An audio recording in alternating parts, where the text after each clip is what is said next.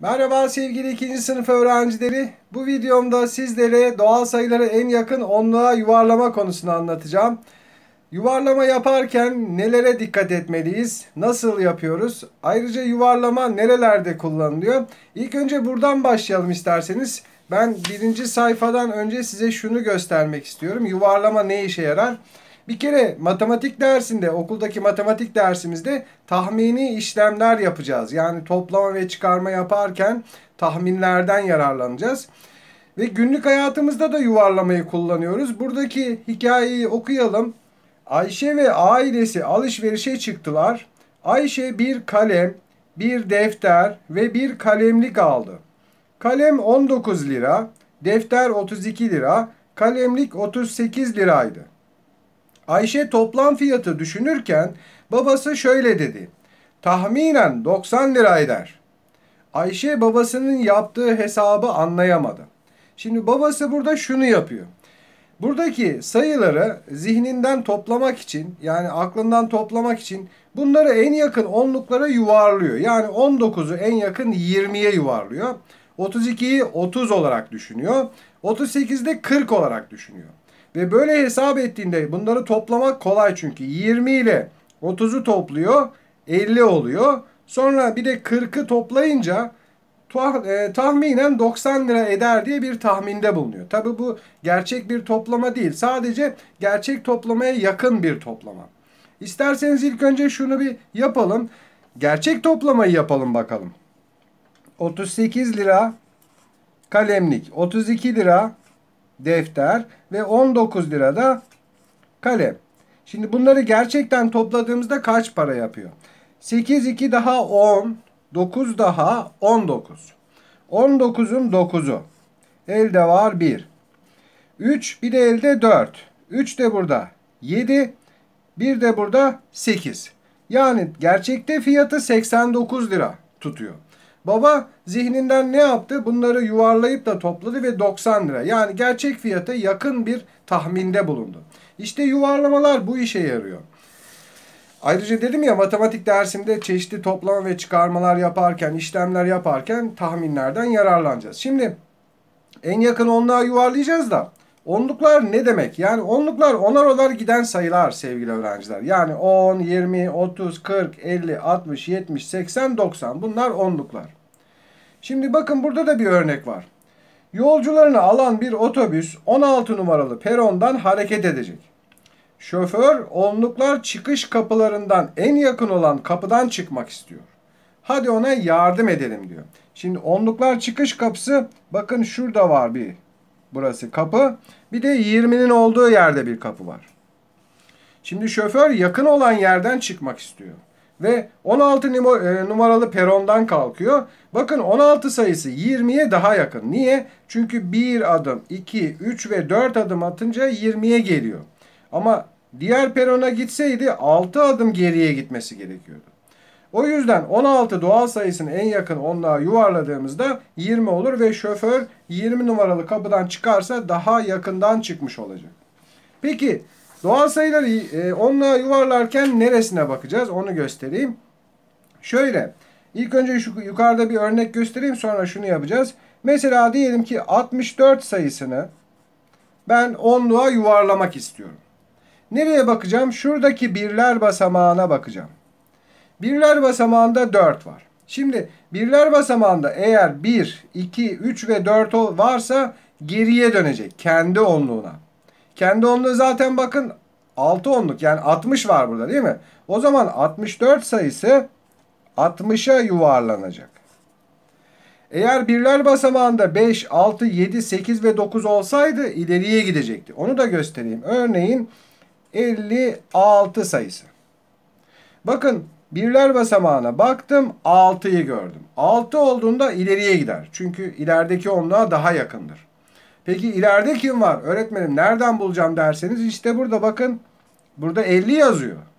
Yani 56 diye okuyoruz. 50'den sonra kim oluyor? 60 oluyor. İşte bu şekilde yapacağız.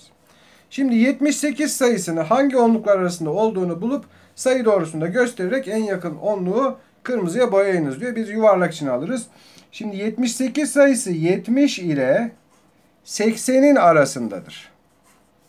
Peki yerini de bulalım. Burası 71, 72, 73, 74, 75, 76, 77, 78, 79 ve 80. Zaten bunu yazmıştık değil mi? Bunu tekrar yazmamıza gerek yok. Şimdi 78 bakın. Zaten 80'e yakın olduğunu sayı doğrusundan anlayabiliyoruz. Geriye dönse çok uzak kaldı. Ya da sayı doğrusu olmasaydı ne yapardık? Şöyle 78'i tekrar yazıp da göstereyim. Birler basamağına bakardık. 8 olduğunda ileriye gidiyor. O zaman 70'ten sonra 80'e gidecek yani. Demek ki 78 sayısı 80'e yuvarlanıyor. Her zaman bu şekilde sayı doğrusu önümüzde olmayabilir, resim olmayabilir. Ne yapacağız? Birler basamağına bakacağız. Ve şunu unutmayın. Birler basamağında 1, 2, 3 ve 4 varsa geriye dönüyor. Şöyle çizelim geriye doğru. 5, 6, 7, 8 ve 9 varsa ileriye gidiyor. Şimdi biraz daha ilerleyelim. Alıştırmalar yapalım. 64 sayısını hangi onluklar arasında olduğunu bulup sayı doğrusunda göstererek en yakın onluğu işaretleyiniz diyor. 64 sayısı 60 ile 70'in arasında ve nerede? 61, 62, 63, 64. Bakın şurada. Peki 64 kime yakındır? Bakın birler basamağında 4 var zaten. Geriye dönecek. Çünkü geriye dönerken 1 adım, 2 adım, 3 adım ve 4 adım atacak. Ama ileriye gitse daha fazla 6 adım atması gerekiyor. O yüzden geriye dönüyor. Demek ki 64 sayısı en yakın 60'a yuvarlanacak. 55 sayısı. Şimdi 55 sayısı tam ortada. Önce nerede olduğunu gösterelim. 50 ile 60'ın arasında. Ve 55 tam şurada bakın. Yani göstereyim diğerlerinde. 51, 52, 53, 54, 55'i yazdık. 56, 57, 58, 59. Şimdi 55 sayısı ileriye gitse 5 adım atacak. Geriye dönse gene 5 adım atacak. O zaman ne yapacağız? O zaman da ileriye götüreceğiz. Yani 60'a götüreceğiz. Çünkü ileriye yürümek kolaydır. Bizler yürürken öne doğru yürümek daha kolay değil mi? Geri geri adım atmak zor gelir. Yani geriye yürümek zordur. O yüzden tam ortada olduğunda ileriye gidiyor. Zaten birler basamağında 5 var değil mi? Birler basamağında 5 olduğunda öne gidecekti. Ve nereye gider? 60'a gider. Şimdi biraz daha alıştırma yapalım. Aşağıda verilen sayıları en yakın onluğa yuvarlayınız diyor. Hemen 45'ten başlayalım. Bakın 5 var. İleriye gidecek. İleride kim var? Buradan anlıyoruz. 40 olduğuna göre bir sonraki 50 yani. 40'tan sonraki onluk. 25 30'a gidecek. Çünkü birler basamağında 5 var. İleriye gidecek. 34 4 olduğu için geriye dönecek. Yani 30'a kendisine dönecek. 72 2 olduğu için geriye dönecek. Geride zaten 70'i görüyoruz. O zaman 70 yazacağız. 67 evet ileriye gidecek değil mi? 5, 6, 7, 8, 9 olduğunda ileri gidiyor. İleride kim var? Burada 60 olduğuna göre ileride 70 var o zaman. 9 yani 19'un 9'una bakıyoruz. Ne yapacağız? İleriye göndereceğiz. 20'ye göndereceğiz. 1 olduğunda geriye dönüyor. Geride 20 var. 20'ye yuvarladık. 5 olduğunda ileri gidiyor. 40'tan sonra 50 oluyor. 3 olduğunda geriye dönüyor. Geride 80 var. 80 yazıyoruz. 6 olduğunda ileri gidiyor. İleride 20'den sonra 30 var. 6 olduğunda ileri gidiyor. 50 var burada. O zaman 60'a gidecek. 2 olduğunda geriye dönüyor. Kendisine yani 90'a dönüyor. İşte bu şekilde yuvarladık. Şimdi bir de yuvarlanan sayıları örnekteki gibi yazınız diyor. Şimdi mesela 40'a yuvarlanan sayılar kimler? 35, 36, 37, 38, 39 bunlar hep 40'a gidiyor. Bir de 40'ın önünde olup geriye dönenler var. Yani 41 geriye dönüyor. 42, 43 ve 44. Niye? Çünkü birler basamağında 4 var. 4 olduğunda geriye dönüyor. 40'a dönüyor. Şimdi 50'ye yuvarlananlar kimler vardır? 45'ten başlayanlar 45, 46, 47, 48 ve 49. Sığdıramadık ama neyse. Bir de 50'nin önünde olan 51 var. 52 var. 53 ve 54. Bunlar da 50'ye yuvarlanıyor. Şu 4'ü güzel yapalım. Peki 20'ye yuvarlananlar nereden başlıyor? 15, 16, 17, 18 ve 19. Ayrıca 21, 22, 23 ve 24. 60'a yuvarlananlar 55'ten başlıyor. 55, 56, 57, 58 ve 59. Peki başka? 60'ın önünde olan 61, 62, 63 ve 64.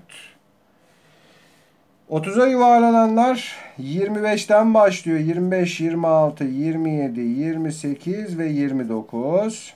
30'un önünde olan 31, 32, 33 ve 34. 70'e yuvarlanan 65, 66, 67, 68 ve 69. 70'in önünde olan 71, 72, 73 ve 74. 90'a yuvarlanan 85'ten başlayanlar 86, 87 ve 88 ve 89. 91, 92, 93 ve 94.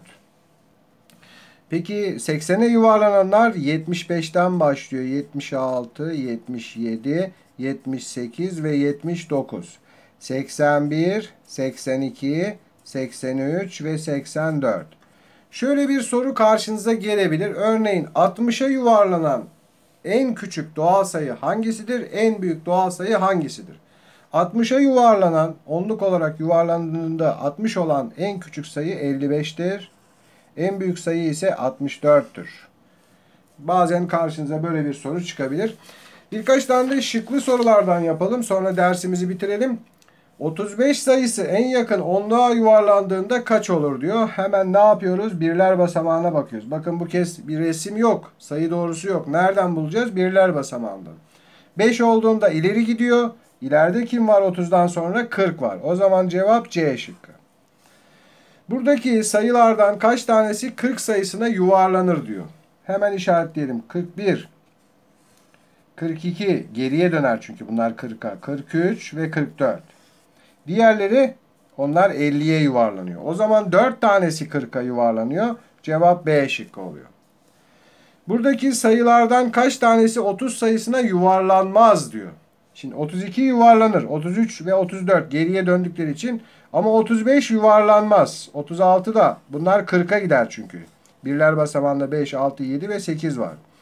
O zaman 4 tanesi 30 sayısına yuvarlanmıyor. Cevap B şıkkı oldu.